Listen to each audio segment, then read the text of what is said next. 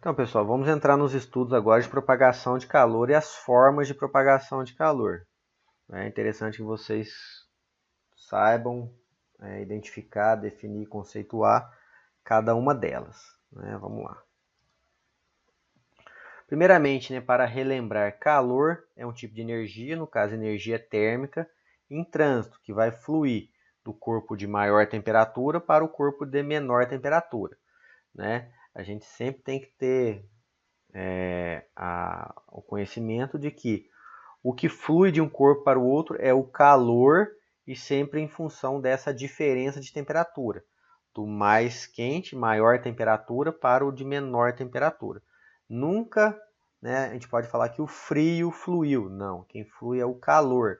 Um corpo ganha calor, ele se aquece. Um corpo perde calor, ele resfria. Tá? Mas sempre o que está fluindo é energia térmica em forma de calor. Tá? E esse calor pode se propagar de algumas maneiras. A primeira maneira que nós vamos verificar aqui é o processo de propagação de calor por condução. Ele é um processo mais nítido e observado nos sólidos, porque a propagação do calor se dá partícula por partícula. Uma vai passando para a outra, uma do ladinho da outra ali no sólido.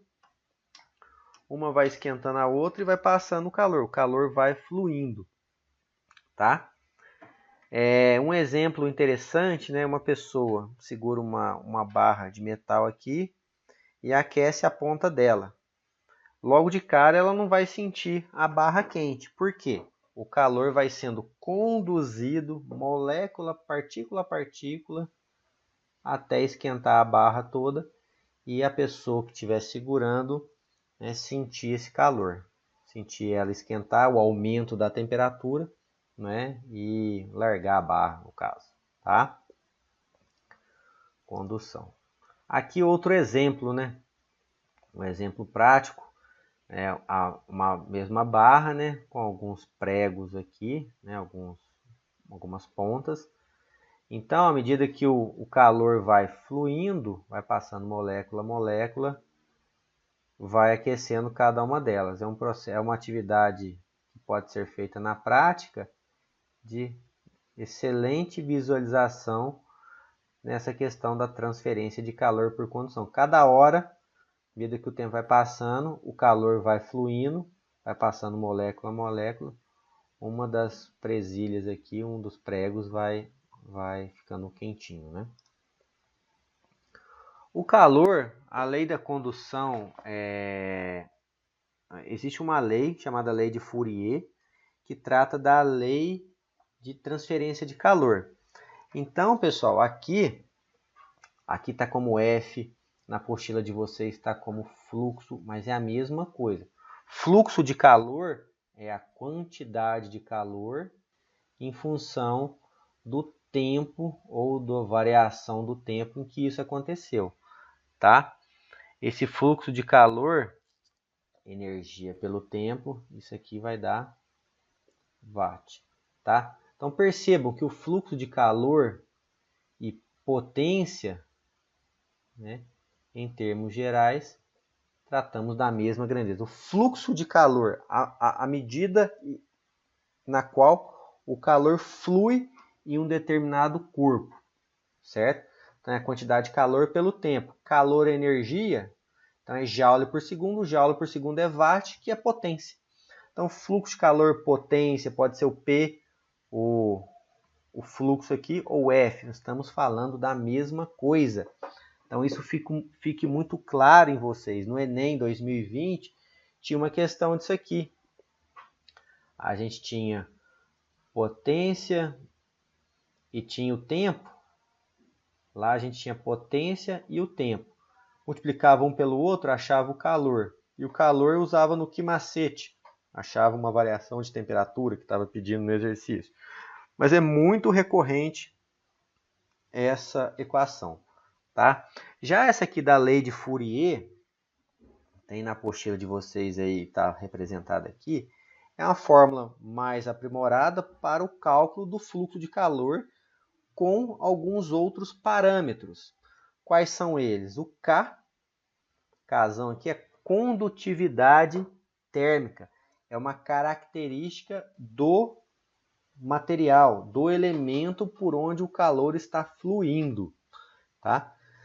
Então, normalmente é valor tabelado em função da característica física, né, desse material, tá? O A é a área de seção que ele vai passar, por onde ele está passando. Nesse exemplo aqui, onde eu estou passando o mouse, a gente vê mais claramente, é a área de seção, né? O lugar que ele está passando mesmo, a bitola, a grossura, a espessura de onde ele está passando, tá? O delta θ, veja só, não é delta T, é delta θ. É a diferença de temperatura entre os extremos por onde o fluxo de calor vai, vamos dizer, fluir. Então ele vai aqui, por exemplo, aqui em cima, de uma temperatura A a uma temperatura B. Então eu tenho um delta θ aqui, seria o θ B menos o θA. Tá? A variação da temperatura, e o L é o comprimento do material do condutor que estará conduzindo esse calor. Tá? Comprimento, muitas vezes, dependendo do jeito que está, pode ser a espessura, chamado de espessura, mas é o comprimento em si, tá? Ou distância que ele está percorrendo, certo? É por onde o fluxo está passando. Então fique muito claro na cabeça de vocês. Não é muito comum usar essa fórmula, viu, pessoal? A experiência aí, ela é menos comum ser cobrada, mas é importante saber.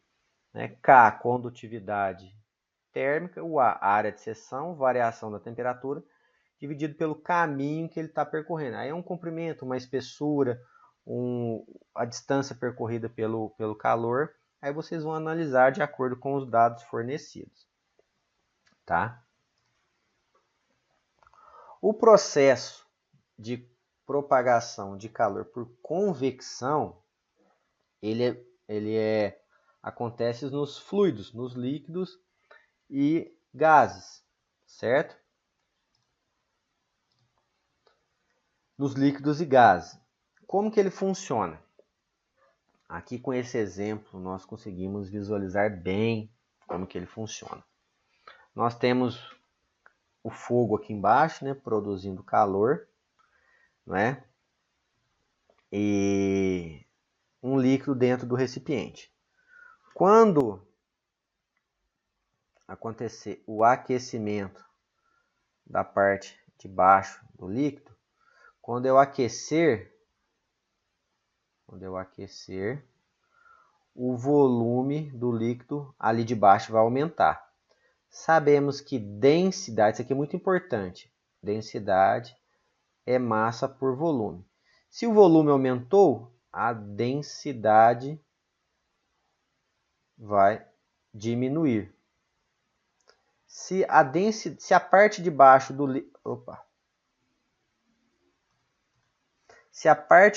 do líquido ficou menos densa, ela tende a subir, igual está na representação aqui, ó. Ela tende a subir e o líquido que está frio lá em cima tende a descer, formando um ciclo chamado de ciclo convectivo ou correntes convectivas de calor. Então, o processo de aquecimento por convecção é isso. O que está embaixo aquece, fica menos denso, sobe. O que está lá em cima é mais pesado, desce. Então, o que desceu frio vai esquentar e vai subir, até que todo o líquido, toda a mistura fique aquecida igualmente, né, e se cesse a transferência de calor por convecção. Tá? Se alguém não entender, pode falar aí. Mas é isso. Aquece uma parte, ela expande, diminui densidade, sobe. O que estava em cima mais pesado desce. Esse que desceu aquece também e sobe, até que todo mundo esteja na mesma temperatura, tá? Aqui o exemplo, né? Ar-condicionado. O que o ar-condicionado faz? Joga ar frio lá em cima, esse ar frio pesado desce, né? O ar quente mais leve sobe, o ar-condicionado resfria e vai jogando, até que todo o ambiente esteja, né, refrigerado. Né? O ar-condicionado de hoje, né, têm tecnologia inteligente, né? Quando ele vê que o ambiente está a uma determinada temperatura ajustada pelo cliente, pela pessoa, né, ele diminui seu ciclo ou para muitas vezes, porque já chegou na temperatura, eu não preciso continuar resfriando, não é? Então essa é a ideia. O processo contrário também é possível. O aquecedor está muito frio, coloca um aquecedor embaixo, ele vai aquecendo o ar de baixo. Esse ar de baixo menos denso sobe, o de cima frio mais denso desce, vai formando a corrente convectiva, de maneira que até o momento em que todo o ambiente esteja aquecido, tá? Nas geladeiras, por que hoje em dia, né, nós temos dutos de ar em cada prateleira? Isso não acontece mais, mas as geladeiras mais antigas, percebam, né, às vezes tem uma geladeira guardada lá na fazenda, na roça, mais antiga, todas as prateleiras são vazadas. Por quê? A ideia é utilizar a convecção para resfriar o ambiente aqui. Geralmente o resfriador fica em cima. Então o ar frio ele vai descer mais pesado, o ar quente lá embaixo sobe. Então forma um ciclo convectivo aqui até que a geladeira toda esteja refrigerada. O porquê das prateleiras vazadas? Para o fluxo de calor acontecer, para que não haja nenhum tipo de bloqueio dele. Então por esse é o motivo, não é,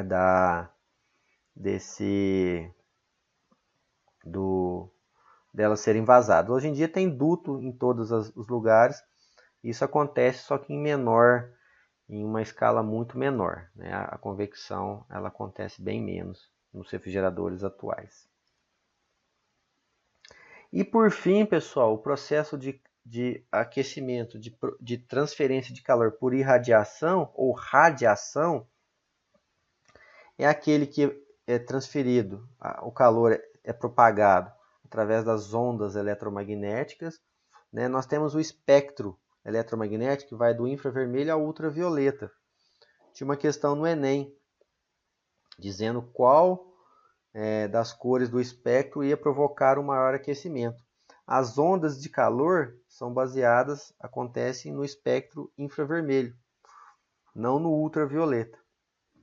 Então, o infravermelho é o que provoca o maior aquecimento se a gente fosse abrir o espectro de cores. Tá? Então, radiação é isso, não é nenhum tipo de contato. Né? O aquecimento se dá através da propagação de ondas eletromagnéticas. Está até escrito aqui, ó, principalmente as infravermelhas. Né? Se tivesse lido isso aqui antes de fazer o Enem, era uma questão garantida. Enem 2020. Certo? Aqui o processo, a radiação, uma aplicação, né? Aquecimento de estufas, porque a onda atravessa, né, os vidros aqui, o calor chega até os objetos, as plantas lá, e ele fica confinado lá dentro, né, promove o total aquecimento do ambiente. Então é bem tranquilo, ó, condução, sólidos, partícula a partícula, um do ladinho do outro. Convecção nos fluidos. Aquece uma parte, essa parte expande, fica mais leve, sobe, a que estava em cima mais pesada desce. Vai formando um ciclo convectivo ou uma corrente convectiva que vai aquecer ou resfriar todo o ambiente. E radiação é o processo de transferência por ondas eletromagnéticas. As que provocam maior aquecimento são as infravermelhas. Não há nenhum tipo de contato, né? Radiação ou irradiação. Certo? Bom, é isso no que diz respeito à propagação de calor.